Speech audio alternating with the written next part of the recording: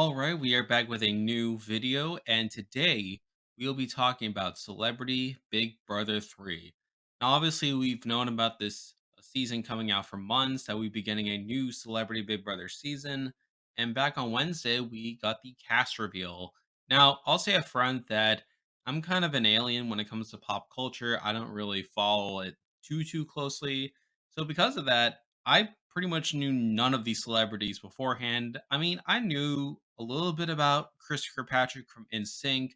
I knew that Lamar Odom played in the NBA, but aside from that, I knew almost nobody going into this. So this was pretty interesting for me. And obviously, the other day we got the interviews coming out, so I got to learn a little bit more about these people within a Big Brother context. And through that, I'll be doing a preseason power ranking for this season. Now, obviously, with preseason interviews, there's only so much information you can get from them. So a lot of this is going to be based off what they give me, but also based on like my own intuition. And naturally, with my intuition, I'm probably going to be wrong about a lot of this stuff. I mean, let's be real, but I'm going to do my best. And with that, let's dive right in. So, starting off the list at number 11, the player I think is the least likely to win Celebrity Big Brother 3 is Lamar Odom. I know one of the people I said that I heard a little bit about, and after reading his interview, I'm not getting the best vibe from Lamar. I mean, he says the best advice he's received is to be selfish, yet he also says the thing others may dislike about him is that he's too loyal and doesn't take well to deception. And I feel like neither of these qualities bode well for his chances on a game like Big Brother. Now, he talks about trying to fall in the middle of being a strategist and a social butterfly. However, I don't feel very confident about his overall chances of doing that. I feel like he's just going to have a hard time adapting to this game. Now, considering he is a former NBA player, he'll probably do well in competitions, so he could potentially get some power through that. But I feel like even then, he'll probably be targeted as a result. I mean, I could very well see him going down the path of Meta World Peace, who obviously played Celebrity Big Brother and didn't go so well. So I have a feeling he could go on that trajectory as well. So I'm not feeling too confident about him going in. And I have him here at number 11. Now we're moving on to number 10, and we have someone pretty similar to Lamar Odom, but someone I probably have slightly more confidence in as a social and strategic player, and that is Miesha Tate, I believe her name is. Obviously, she's a UFC fighter, and like Lamar, I don't feel too great about her either. Now, to her credit, she at least admits in her interview that she'll probably be a physical threat and that she isn't that great socially, but even still, I'm not loving these answers. I mean, she says she knows she could be targeted for being a physical threat, yet says that she'll spend time in the gym and put most of her effort into winning comps to make up for her shortcomings socially.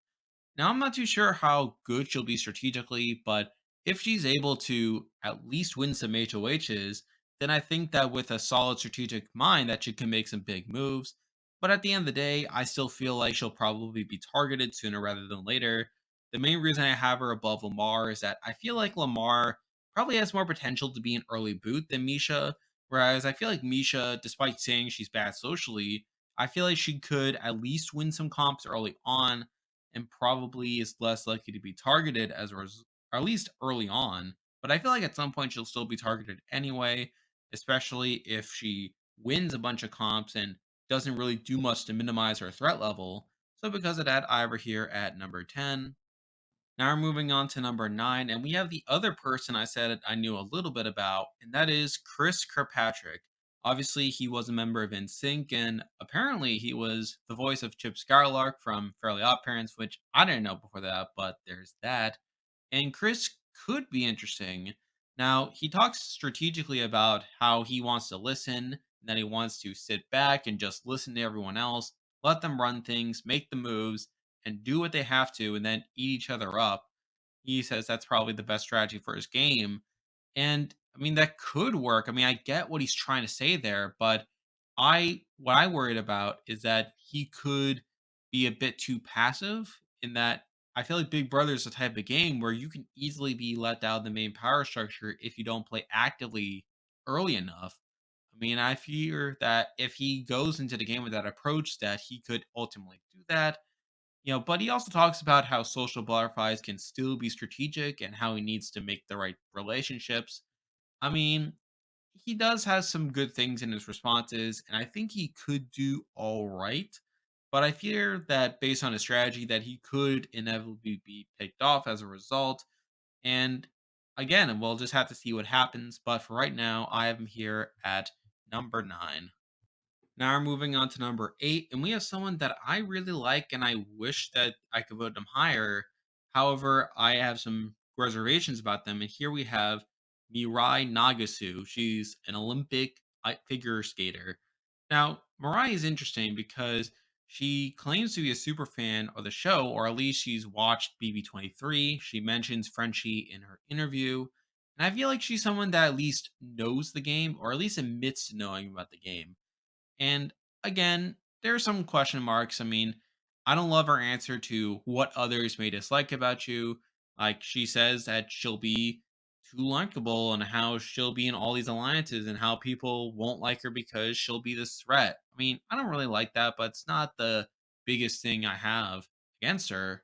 I mean, really, the biggest thing I have concerning her is her age. I mean, this is a predominantly older cast where almost everyone is over the age of 35, and she is by far the youngest person on there. She's only 28. And so I fear because of that, she'll struggle. She might struggle to build connections or build respect from if she were to get to the end. Those are definitely concerns I have for her going to the game. But I feel like if she's able to get past that, then I feel like she could do relatively well. I mean, she talks about how she needs to be involved in these conversations with people to build a relationship so that she can ultimately be included on the strategy. I mean, those are things that I like about her. And I like how she talks about how people might underestimate her knowledge of the game as well. So there are definitely things I like about her, and I think she has some potential, but it's just those factors of this being an older cast and her being the youngest person on there that makes me only put her here at number 8. Now we're moving on to number 7, and we have another person that I think could go either way. And while she probably doesn't have the age issue that Mirai has, I feel like she could potentially be a fun character that could also interfere with her ability to win the game, and that is Shanna Moakler. Obviously, she's a model, and there are things that I like about Shanna, and there are things that I don't. I mean, if we're talking about the things that I like, I mean, she talks about how she's been underestimated a lot throughout her life, that she's sort of perceived as this dumb blonde. And I feel like that's definitely a perception that could work in her favor. I mean, she talks about trying to find a happy medium between being a strategic mastermind and being a social butterfly. I feel like she understands that she wants to be strategic, but in order to do that, she has to get to know everyone. So I feel like she at least has some idea of what she might be doing. If we're talking about the downsides, though, I feel like she talks about how she can be really loud, that she's a quote unquote East Coast girl, and that obviously that makes me think that she could be a fun character, definitely someone that's prone to confrontations.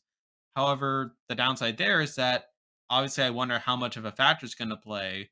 And if so, will that ultimately affect her relationships in the game? I feel like she's definitely in the right age group for this cast, which I feel like could lend itself to building strong relationships. It's just a question of whether she'll be able to execute and whether that dumb blonde stereotype that she alludes to will be something that helps her in the game or whether it's something that leads to her to being an early boot. So there are enough questions there to where I don't have her too high, but I feel like number 7 is a good place for her. Now we're moving on to number 6, and we have the person with the shortest bio and the shortest interview answers out of anyone here, and we have Todd Bridges. Now, like I said, I mean, he has the shortest interview. I mean, when he's asked what the best advice he's received, he just says, "Be myself." Or when he asks what people might dislike about him, he says, "Being myself." I mean, again, a lot of pretty straightforward answers like that. I mean, the main upside for him is that with this interview being so short, I mean, it's really hard to tell like any obvious downsides with his game. But I mean, if we're just looking at him, I mean, he's definitely in the age group with a lot of the cast here. I mean, I could definitely see him integrating well within the majority through that. And I'm also reminded about Tiffany from BB23. Obviously, she was someone who had very generic answers on her interview in the preseason, and then she went on to be the best player of that season. So, obviously, I feel like if anyone has the most potential to break through compared to what their interviews give off, it's definitely Todd. I mean, and with him not giving away anything too obviously bad, I mean, I can't really justify putting him too low, but it's just the uncertainty over what'll actually be that makes me not want to put him too high either. So because of that, I have him here at number 6. Now we're moving on to number 5, and here we have another person who probably has potential, but their interview answers don't really reflect that. And here we have Chris Kattan. Now, based on his interviews, I'm not really getting the sense that he's going to take the game too seriously. I mean, when he's asked what's the best advice he's gotten, he says to have a good time, be myself, which is okay. But then when he's asked what's something the others might not like about him, he says, "I don't know." I mean, I'm not too crazy about him based on his interviews. I mean, the main reason I have him as high as he is because one, I don't know too much about him, and I feel like through that, like there's certain elements that we don't really know. But also, when we saw Tom Green play on Celebrity Big Brother 2, again, he's a comedian just like Tom Green was, and obviously Tom Green was one of the bigger figures from that season. So that's sort of the main thing I'm leaning on with Chris Kattan is that he could potentially be this Tom Green figure for the season. However, he's not really giving me too much based on his interviews, and because of that, I'm here at number 5. Now we're moving on to number 4, and here we have someone who has a little bit more content in their interviews, and someone I think will probably do all right. But here we have Teddy Mellencamp. Now, again, when looking at her interview responses, I mean, she seems like she'll be fine. I mean, she's not going to try to force anything. She understands the game to a degree, like, and I feel like she'll integrate relatively well within the house. So, on the whole, I feel like she's definitely someone who will at least be a capable player. However, I feel like there are some other people that I have more confidence in. And really, at the end of the day, I feel like even reading her responses, while she does give like the right answers and stuff, she's not someone I think will be this amazing player or anything. I feel like she'll just be fine within the game. And because of that, I have her here at number 4. Now we're moving on to number 3, and we have another player that I think will do all right within the game. And I feel like if they live up to the potential I think they demonstrate, then I think they'll probably do well within the game, even if they may not have the best shot of winning at the very end. And here we have Carson Kressley. Now, similar to Chris Kattan, who I said has the potential to be a Tom Green figure on the season. Here with Carson Kressley, I feel like he has the potential to be a Ross Matthews figure from the first Celebrity Big Brother. Now, obviously, Ross Matthews ultimately lost at the end due to the jury votes. However, he was definitely one of the bigger players from that season. And I could very well see Carson Kressley taking on a similar trajectory. I mean, just looking at his interview answers, like he talks a lot about how he wants to be the social butterfly, which he loves, like, and or it can also be the conniving strategist. And I think he'll definitely be one of the more strategic players within the house. In terms of potential downsides, I think he could come off as a bit sneaky. I mean, if he is trying to embody this Ross Matthews mold, then he could definitely throw some people off. He could definitely make people suspicious of him. But I feel like just looking at the house, I feel like he'll be good enough at building social bonds to where he'll probably have some foothold in the game from early on. And I feel like if he has strategic chops, that he could definitely make a deeper run. So because of that, I have him here at number 3. Now we're moving on to number 2, and I feel like these top 2 are my definitive top contenders for me. I feel like one of these two probably has the best shot of winning.